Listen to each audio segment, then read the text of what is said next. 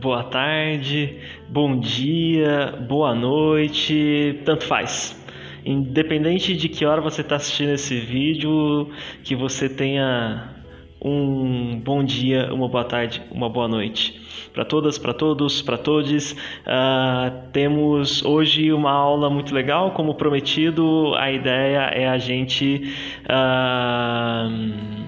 falar um pouquinho sobre o princípio, do nosso semestre, sobre uma introdução à sociologia, tentando entender que coisa é essa. O que é a sociologia? E para entender a sociologia, nada melhor do que a gente fazer duas coisas.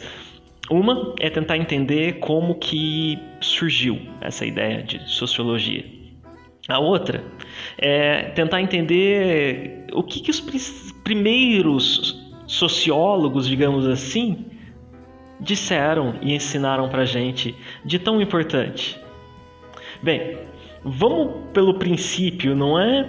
A sociologia, ela surge, como toda ciência, para entender um problema específico. Como se cada ciência pudéssemos dizer que tem um problema específico, o qual ela tenta compreender, solucionar, propor soluções. E a sociologia não é diferente. E que problema seria esse? Bom, teríamos que pensar no plural. Que problemas seriam esses?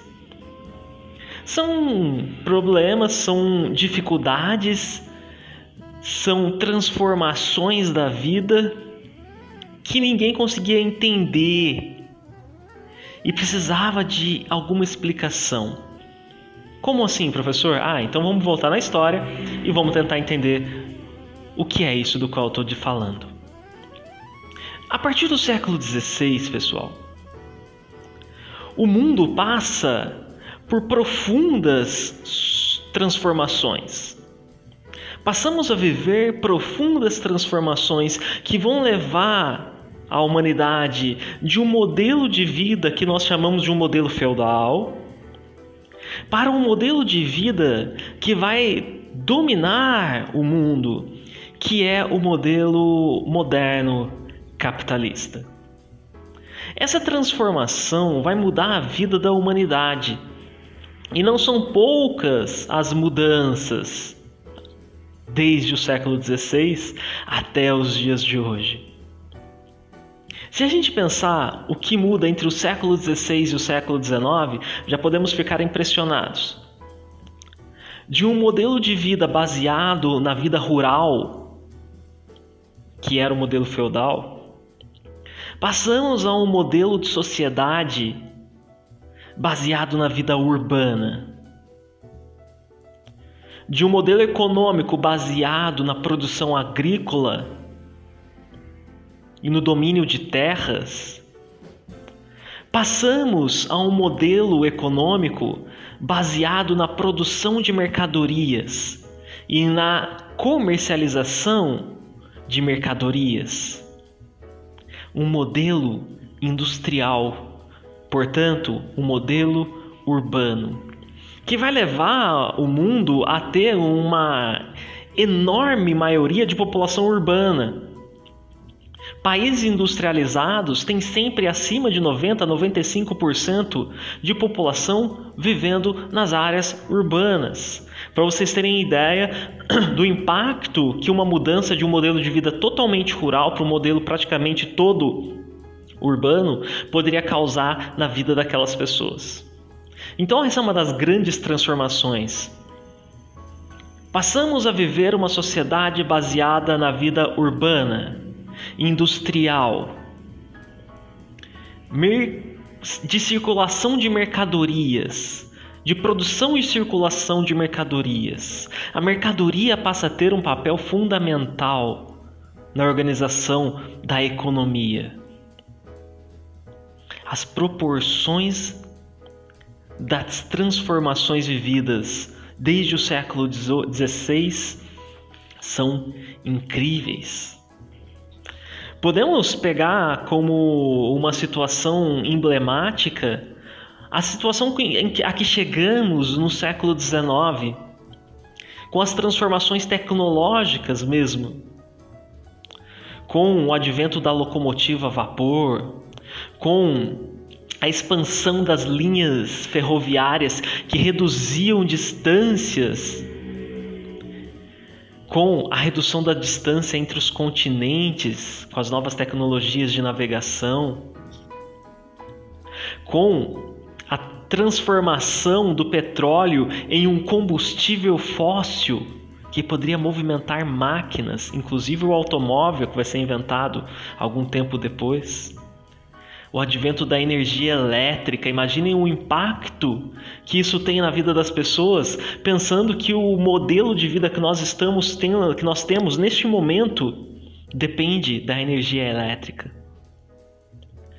A vida muda por completo por conta das tecnologias da segunda revolução industrial.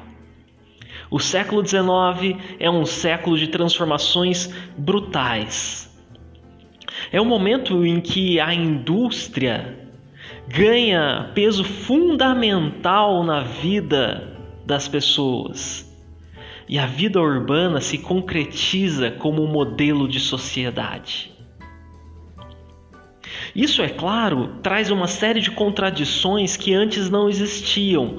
Por exemplo, as contradições nas relações entre os donos das indústrias e aqueles esfomeados que vinham para a cidade para conseguir alguma luz naquele lugar, para conseguir alguma possibilidade de sustento. E no fim se viam explorados pelos donos das indústrias, chegando ao ponto de trabalhar 12, 14 horas diárias de domingo a domingo. A sociedade do século XIX é uma sociedade de características agudas. Portanto, os conflitos existentes neste momento também vão chamar a atenção. Não só o novo modelo de vida, não só as novas características da vida em sociedade, mas os conflitos que vêm com ela chamam a atenção. Essas grandes transformações vão suscitar reflexões profundas. E muitos chegarão a pensar que é necessário um estudo específico destas relações, ao ponto de se pensar que é preciso haver uma ciência que estude especificamente as transformações na vida coletiva. A ponto de ser proposto uma ciência que estude esse objeto específico, que é a vida coletiva, que é a vida em sociedade.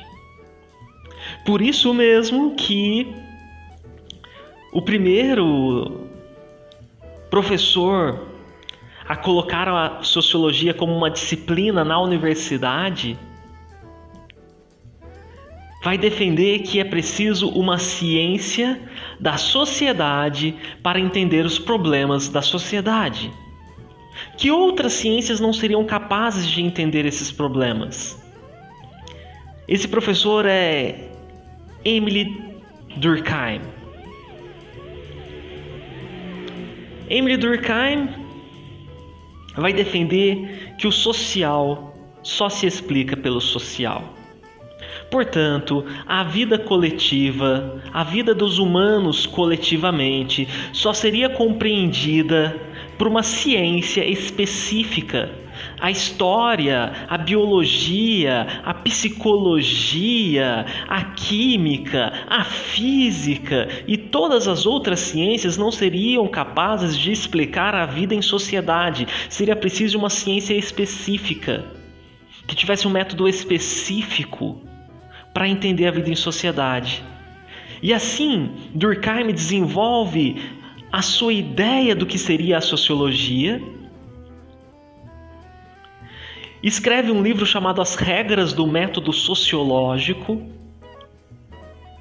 e consegue com que a sociologia ingresse nas cadeiras universitárias como uma disciplina, como todas as outras, como uma ciência que tem um método específico, que tem um objeto específico e, portanto, que é uma ciência autônoma. Uma ciência para entender os problemas da vida social. Como ele dizia, o social só se explica pelo social. A ciência, então, específica trazida por Durkheim, a sociologia, ela precisava de ter uma certa construção básica para ser considerada uma ciência e entrar na universidade. Vamos tentar entender um pouquinho do pensamento de Durkheim, que é considerado por todos o pai da sociologia, o pai fundador da sociologia. Durkheim, para entender o pensamento de Durkheim, seria interessante entendermos 3 conceitos básicos de Durkheim: coesão, divisão do trabalho e fato social. Pensem o seguinte: Durkheim quer entender como que, numa sociedade cada vez mais fragmentada, que é a sociedade que ele via nascer, é capaz de existir um organismo coeso, que ele chama de sociedade. Ele está tentando entender como é que a sociedade funciona. Primeiro ele tenta entender o que é que mantém a coesão da sociedade. E ele vai chegar ao ponto de pensar como é que é possível haver uma coesão em uma sociedade onde a divisão entre os indivíduos é cada vez maior. Cada vez mais, pensa Durkheim, nós vivemos uma sociedade fragmentada, em que nós temos grupos muito diversos, indivíduos cada vez mais especializados. Como que é possível que interesses tão diversos formem um único organismo, um único bloco em comum?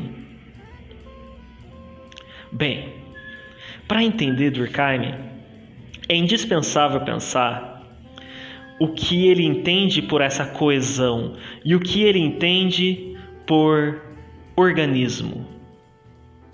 Esse organismo social. Durkheim se inspira na biologia para tentar explicar a sociedade. Por isso ele fala em organismo social. Ele pensa a sociedade como se fosse um organismo vivo, com todas as suas células e com todos os seus órgãos funcionando. Nós teríamos uma sociedade e a divisão do trabalho nessa sociedade. Cada um com a sua função dentro da divisão do trabalho na sociedade. Entendem?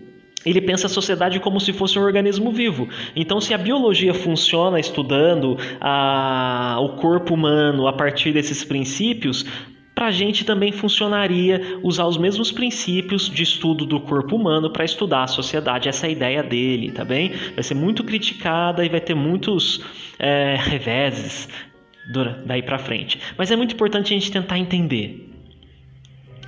Para ele, então, a sociedade funciona como um organismo vivo. Dentro desse organismo vivo, existiria uma certa divisão das funções sociais, o que ele chama de divisão do trabalho. Existiria uma certa divisão das funções sociais. E conforme a sociedade for mais simples, nas palavras de Durkheim, haveria uma menor diversidade na divisão do trabalho. Como, por exemplo, você pode pegar uma sociedade indígena e pensar ela dividida a partir das camadas de faixa etária ou das funções de gênero. Então, para ele, as divisões são muito básicas e quanto mais simples a sociedade, menor as especializações na divisão do trabalho. Quanto mais complexa for a sociedade, né, Durkheim pensa assim: quanto mais complexa for a sociedade, maior seria a possibilidade de especialização e divisão do trabalho. Dessa forma, as pessoas se organizariam e manteriam a coesão dentro da sociedade capitalista por conta de uma interdependência funcional. Uma interdependência funcional, ou seja, é justamente porque somos partes diferentes deste organismo que precisamos uns dos outros. E, portanto, a sociedade se mantém coesa. É justamente porque todos são tão diferentes que precisamos uns dos outros. Há uma interdependência funcional e, portanto, a sociedade se mantém coesa. Então, a ideia de interdependência funcional e a ideia de funções sociais são fundamentais para entender Durkheim. Mas, espera aí, o que é que mantém esta coesão, essa interdependência funcional, se nós temos uma sociedade de indivíduos e, portanto, indivíduos livres que poderiam muito bem não aceitar essa certa função social? Assim, Durkheim, para sacramentar a sua ciência, desenvolve a ideia de fato social. Para ele, fato social é uma coisa que mantém as regras do jogo na sociedade, que mantém as regras, que mantém as funções sociais, que mantém o organismo funcionando dentro de uma certa... dentro de suas características funcionais. Fato social seria definido a partir de 3 características básicas. Um fato social, ele não depende da nossa vontade. Então, isso é um princípio básico para entender o que ele chama de fato social. É essa coisa que mantém as funções sociais, que mantém a divisão do trabalho, que é o objeto da sociologia. Para ele, a sociologia deve estudar os fatos sociais, que são como leis universais. O que seria um fato social? O fato social seria externo, ele não depende de mim. Portanto, não depende de mim querer que algo seja diferente. Como, por exemplo,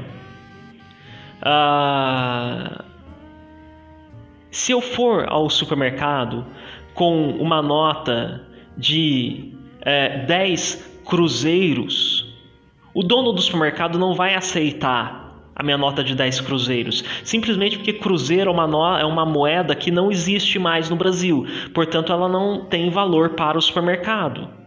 Não depende de mim querer que seja diferente, que ele aceite. Não depende de mim o fato de que no Brasil se fala português. E se eu sair por aí querendo falar mandarim com as pessoas na rua, ninguém vai me entender. Fato social são as regras que não dependem de mim, que valem para todo mundo e que têm força coercitiva. Ou seja, ela molda o comportamento. Como, por exemplo, o fato de que quando um certo modo de cortar o cabelo se torna algo geral, ele passa a ter uma força sobre o comportamento dos indivíduos.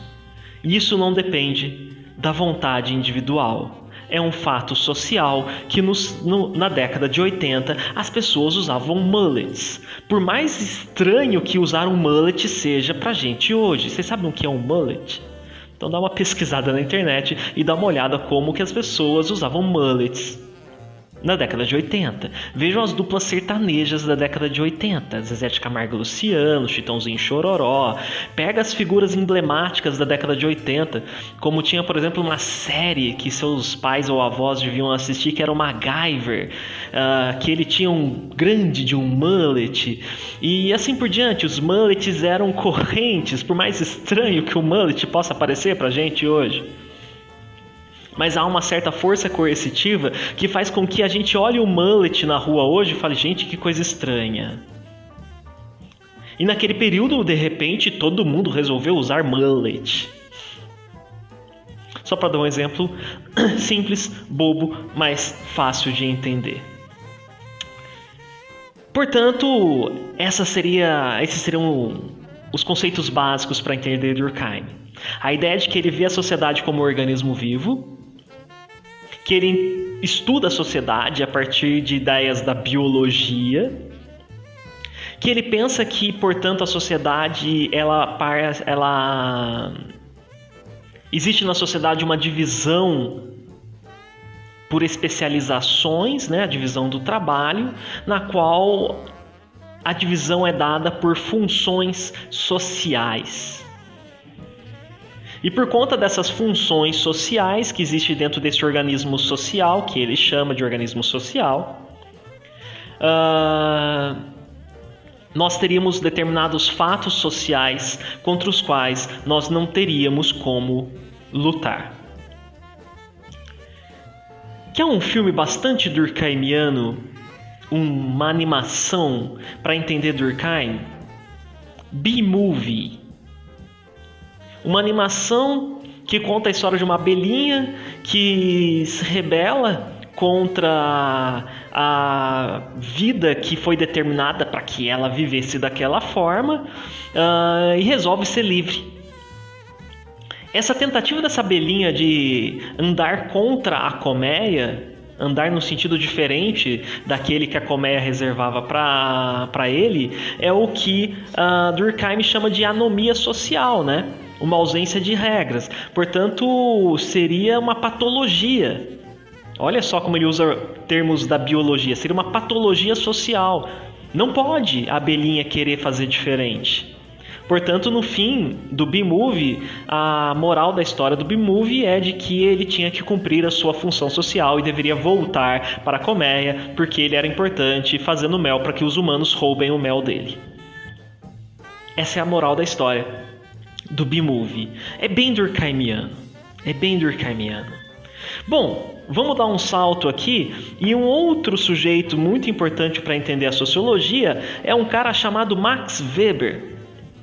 Vocês perceberam como que para Durkheim a sociedade ela é impositiva. Ela determina quem nós somos, o que fazemos e como fazemos, né? Para Durkheim não há espaço para o indivíduo. Para Max Weber é o contrário. A sociedade deve ser compreendida sempre pela análise do comportamento dos indivíduos. A sociedade deve ser analisada a partir do que ele chama de ação social. A ação dos indivíduos em sociedade. Portanto, o indivíduo tem grande importância para Max Weber. Ele não olha para a coercitividade da sociedade, mas para as ações dos indivíduos. Para ele, para Durkheim, para Max Weber, não falei, mas Durkheim é um pensador francês. Max Weber é um pensador alemão, e os dois são contemporâneos, viveram no mesmo momento, só que um não leu a obra do outro. Apesar de elas serem tão contraditórias entre si, que às vezes até parece a resposta de um para o outro, mas um não leu a obra do outro.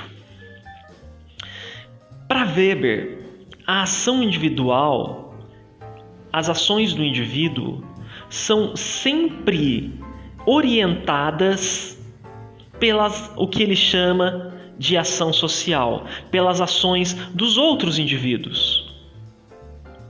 nós agimos sempre levando em conta as ações dos outros indivíduos e como a nossa ação será recebida pelo outro indivíduo, pelos outros indivíduos. Na expectativa de como a nossa ação vai chegar até eles. Assim,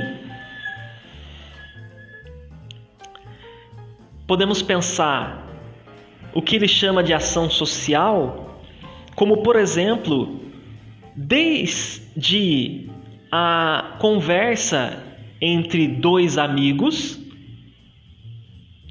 até a forma como você escolhe as roupas para sair de casa. Quando eu falo, eu penso em como a minha fala vai ser recebida pelos outros indivíduos. Como todos os momentos em que eu estou gravando essa aula, eu paro e penso no que eu estou falando. Eu penso em como a minha comunicação será recebida. Eu penso em como os códigos linguísticos que eu estou liberando aqui serão recebidos e interpretados pelos outros indivíduos. Eu penso ao sair de casa como que a minha vestimenta será recebida pelos outros indivíduos. Por exemplo, eu não saio de casa pelado. Por exemplo, muitas vezes eu vou pensar se a minha roupa está adequada para entrar no fórum, onde é obrigado ter uma vestimenta correta. Não pode entrar de qualquer jeito. Eu penso em como as minhas ações serão recebidas pelos outros indivíduos, numa forma de contínua comunicação entre os indivíduos, onde todos os meus gestos são interpretados pelos outros indivíduos, nessa rede, nessa teia de comunicações. É uma teia mesmo, imagine uma teia de aranha, não é? Com todos os seus fios. É uma teia de comunicações. É uma teia de ações sociais. É uma teia de ações exercidas pelos indivíduos. Por isso tem uma frase de Weber em que ele diz que nós estamos presos a uma teia que nós mesmos tecemos. Nós tecemos as teias das relações sociais, mas nós mesmos estamos presos a ela. Portanto, a ação social, ela seria todo tipo de ação que vise alguma comunicação em sociedade. Há dois indivíduos, um olha para o outro, há ação social. E daí podemos generalizar para todos os tipos de interações entre os indivíduos. Mas se todo tipo de ação que haja comunicação entre os indivíduos é um modelo de ação social, peraí, o que é que a sociologia vai estudar? A sociologia vai estudar todas as ações? A sociologia vai estudar todas as formas de comunicação, todas as expressões, todos os indivíduos? É impossível, não é? Então, o que é que tem que ser analisado? Bem, para Max Weber, nós devemos partir da ideia de que se a realidade é múltipla, é diversa, há uma quantidade infinita de ações sociais para serem interpretadas, nós deveríamos construir idealmente uma totalidade, uma unidade para essas ações sociais. Vamos construir idealmente o que nós chamamos de sociedade. Porque não existe um organismo vivo chamado sociedade como Durkheim queria. Não existe este corpo humano cheio de células que Durkheim chamou de sociedade. Não existe esse organismo social que é uma coisa a ser analisada. Não existe isso para Weber. O que existem são muitos indivíduos que vivem juntos e se comunicam. E que criam regras para essas comunicações. E que cada ação de um indivíduo será julgada pela ação de outro indivíduo, por como esses outros indivíduos vão receber aquela comunicação. Portanto, não existe uma totalidade que já é dada. Não existe um organismo que já está ali pronto. Portanto, para o Weber, nós devemos construir, idealmente, uma totalidade que não existe na materialidade, não existe na prática. Essa construção que é ideal, Max Weber vai dar o nome de tipos ideais.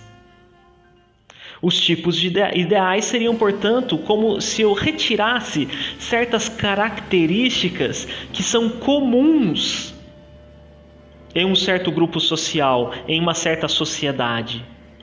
Determinadas características que são regulares, que nós percebemos que ela tem uma certa regularidade. Essas características seriam selecionadas e dariam forma a um tipo ideal de sociedade. Aí eu falo, isso se chama Brasil. Brasil é um conjunto de indivíduos que vivem dentro de um espaço que foi delimitado historicamente. Ao longo da história se delimitou lá, aqui se eu dividir esse espaço aqui e tal, isso se chama Brasil. Na natureza essa divisão não existe, essa divisão não é natural. O que é Brasil então?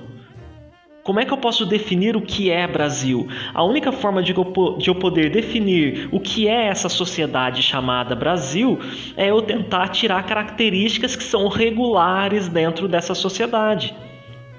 E assim eu posso dar o exemplo de um grande historiador brasileiro chamado Sérgio Buarque de Holanda, que por um acaso é pai do Chico Buarque de Holanda. Mas isso é um acaso, porque o Sérgio Buarque já era um dos maiores historiadores, se não o maior historiador brasileiro, muito antes de Chico Buarque ser Chico Buarque. Sérgio Buarque de Holanda tentou fazer essa definição do que seria essa sociedade brasileira a partir de uma análise weberiana. A partir de Weber, ele construiu a ideia de um tipo ideal brasileiro e tirou, por exemplo, a ideia da cordialidade, de que o brasileiro seria a característica principal do povo brasileiro seria a cordialidade no sentido de coração. O brasileiro age pelas emoções. Portanto, é o que ele chama de cordialidade, não é? E ele tirou essa característica, que seria uma característica básica, que seria uma característica regular dentro da população brasileira, segundo a leitura de Sérgio Buarque de Holanda.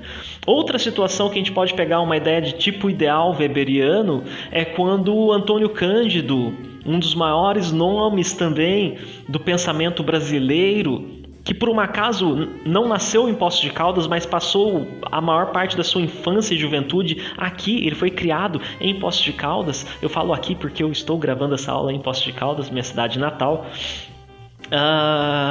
Antônio Cândido de Melo e Souza faleceu há poucos anos, não faz muitos anos. Tive a oportunidade magnífica, linda de conhecer Antônio Cândido já no finalzinho de sua vida, quando ele completou 90 anos. Eu tive a oportunidade de conhecê-lo. E ele escreveu um livro sobre os caipiras do interior de São Paulo, um livro chamado Os Parceiros do Rio Bonito. Ele retirou determinadas características, regulares desta população e pôde definir aquele conjunto populacional do interior de São Paulo como os caipiras, não é? Essa ideia de caipira é um tipo ideal. Ou como Darcy Ribeiro fez, e essa é uma questão até bastante emblemática. Ele escreve um livro, Darcy Ribeiro, também um grande nome da ciência brasileira, é também um grande nome da política brasileira, um político admirável da história brasileira. Darcy Ribeiro, sociólogo, antropólogo, escreveu um livro chamado O Povo Brasileiro. E ele, a partir de certas características regulares traçadas de certos grupos da população brasileira, definiu o povo brasileiro como estando dividido em 5 tipos ideais: os sertanejos, os crioulos, os caboclos, os caipiras e os sulinos. Estes tipos ideais seriam a composição do que ele chama do povo brasileiro, e está nessa grande obra escrita por Darcy Ribeiro. Então essa é a ideia de Max Weber de como que funciona a sociedade. Além disso, gente, não vou entrar em detalhes, mas Max Weber é muito importante na definição que ele dá do surgimento do sistema capitalista a partir da reforma protestante calvinista. Não é? É uma interpretação que ele faz num livro chamado A Ética Protestante e o Espírito do Capitalismo.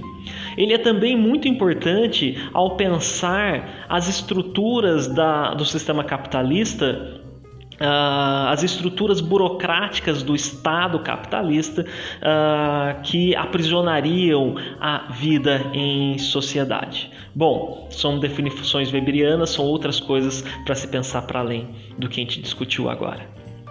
E para fechar a nossa aula de hoje, Karl Marx, filósofo alemão, nascido em 1818, na região da Renânia, a primeira região da Alemanha a passar por um processo de industrialização. Portanto, Karl Marx viveu as primeiras transformações da Revolução Industrial na Alemanha. Ele viu as transformações da modernidade capitalista acontecerem. Para Karl Marx, para a gente entender as ideias de Karl Marx, a gente tem que partir da seguinte ideia. Karl Marx, ele quer tentar entender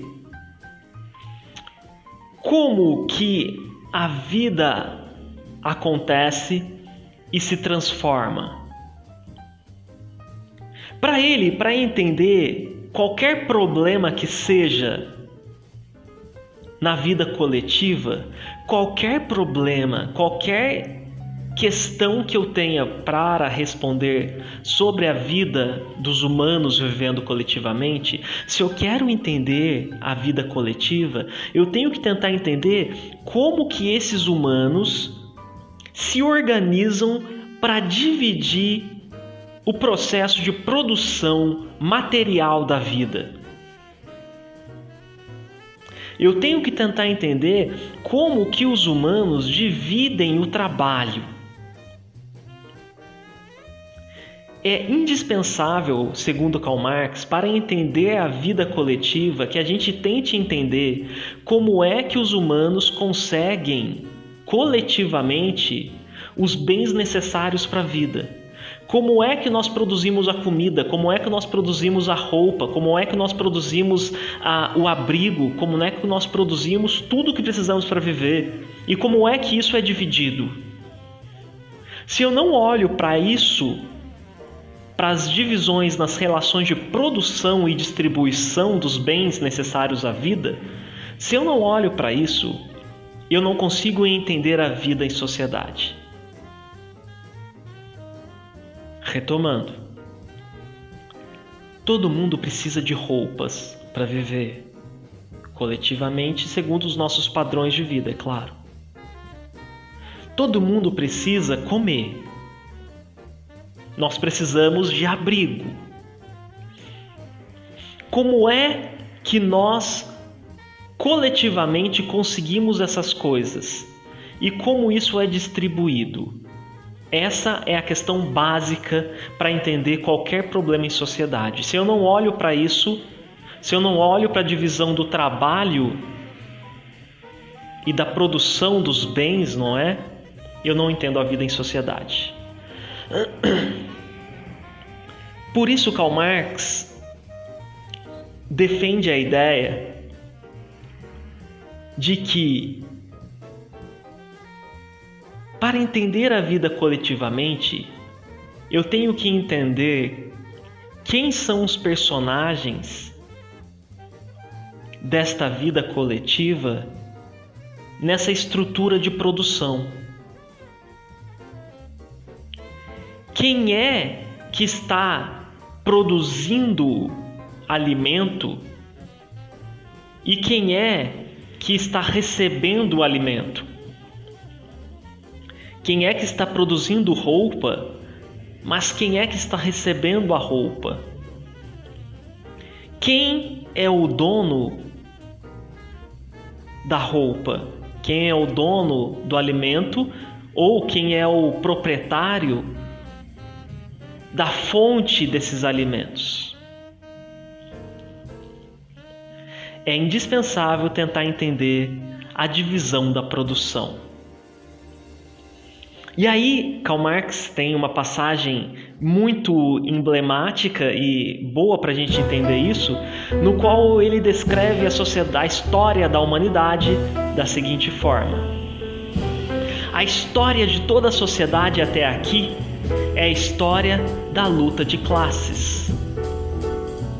Ou seja, homens livres e escravos, patrícios e plebeus, barão e servo, burgueses e oficiais, em suma, opressores e oprimidos. Para ele, em toda a história da humanidade, a história sempre foi dividida entre aquele que trabalha, produzindo os bens para a vida, e aquele que é dono, é o proprietário, é a classe que domina a produção e aquele que executa a produção. Sempre houve ao longo da história da humanidade uma classe que domina a produção e uma classe que executa a produção, sendo que o resultado dessa produção fica em maior parte para aquela classe que domina a produção. Ou seja, teve um tempo que essas classes eram divididas entre homens livres e escravos. Houve um tempo em que essas classes eram divididas entre patrícios e plebeus. Houve um tempo em que essas classes eram divididas entre os barões e os seus servos. E a partir do século XIX, essas classes estariam divididas entre burgueses e proletários, entre os donos das máquinas que produzem e aqueles que produzem. E para quem fica o resultado da produção? Para os donos das máquinas e não para aqueles que produzem. Essa é a lógica básica para entender o que Karl Marx propõe como objeto principal de análise para se entender a vida coletiva. Nós nunca entenderíamos a vida coletiva se nós não olharmos para a economia, para como os seres humanos se organizam para produzir e reproduzir a vida. Para Karl Marx, essa divisão é sempre feita a partir da divisão entre classes sociais: os opressores e os oprimidos, os donos das máquinas e os operadores das máquinas, os donos dos meios de se produzir e aqueles que produzem. É como se nós pegássemos aquela velha e antiga, aquele velho e antigo ditado que dizia que não se deve dar o peixe, o que nós devemos fazer é ensinar a pescar. Mas aí vem a pergunta de Karl Marx: mas e se o rio tiver dono? Quem é que vai pescar? Se o rio tiver dono, haverá um dono dos meios de produção, que é o dono do rio, e haverá aquele que, por não ter um rio para pescar, será obrigado a fazer uma coisa: vender a sua capacidade de trabalhar para o dono do rio. Assim você vai lá, o dono do rio te coloca à disposição uma vara, a isca e outros materiais, o anzol, a linha, etc. E você pesca. Só que o resultado da sua produção não é seu, é do dono do rio. Em troca, ele te ressarce com uma parte pequena dessa produção. Assim é a lógica da divisão do trabalho no sistema capitalista, e assim nós podemos entender um pouco de como pensa Karl Marx. Pessoal, precisamos aprofundar e muito para entender ainda as obras de Durkheim, Weber, Marx, mas esse é um passo inicial. Pensem aí, pensem comigo. Como que é possível compreender as grandes transformações na vida em que vivemos hoje, no início do século XXI, se nós não buscarmos cientistas, pensadores e tantos outros? Além desses três, existem muitos outros que estudaram a vida coletiva, que estudaram as transformações ao longo da história da humanidade. É indispensável, pois só assim a gente vai entender os problemas de hoje, e entendendo os problemas de hoje, a gente vai poder talvez solucioná-los para o amanhã. A ciência, ela é indispensável. Se eu não consigo entender como funciona uma caneta, como é que eu posso tentar consertá-la se um dia ela quebrar? Eu tenho um problema, que é uma caneta quebrada, mas eu não entendo nada de canetas, portanto eu preciso de alguém que entenda. Portanto, se eu quero entender resolver um problema coletivo, um problema da sociedade, eu preciso buscar nas pessoas que estudaram a sociedade cientificamente, que estudaram a fundo a vida em sociedade, para tentar entender o problema. E assim que eu tiver entendido o problema, eu vou poder propor uma solução para esse problema. Beleza? Então, pessoal, vou deixar aqui na descrição do vídeo alguns exercícios propostos para vocês resolverem. No caso dos estudantes que estão acompanhando esta aula comigo, vocês entregam essa atividade até a próxima semana, que eu vou corrigir junto com vocês ao vivo. Os demais, fiquem à vontade, clica aí, leia o texto, respondam as perguntas, vão aprender, não é? Essa aula está sendo gravada especificamente para os estudantes do Instituto Federal de Ciência, Educação e Tecnologia de São Paulo, no campus de São João da Boa Vista, mas está aberta para que todos possam aprender, possam estudar, e vamos divulgar conhecimento, pois aprender é uma obrigação para quem vive no mundo tão complexo que a gente vive. Sem conhecimento, com certeza seria muito difícil viver todos os problemas, todas as dificuldades e tudo que a gente vive. Um grande abraço, um grande beijo para todas, para todos, para todos. A gente se vê na próxima. Espero que o vídeo tenha ficado contento de vocês. Fiz com grande carinho e espero que gostem. Um abraço. Tchau, tchau.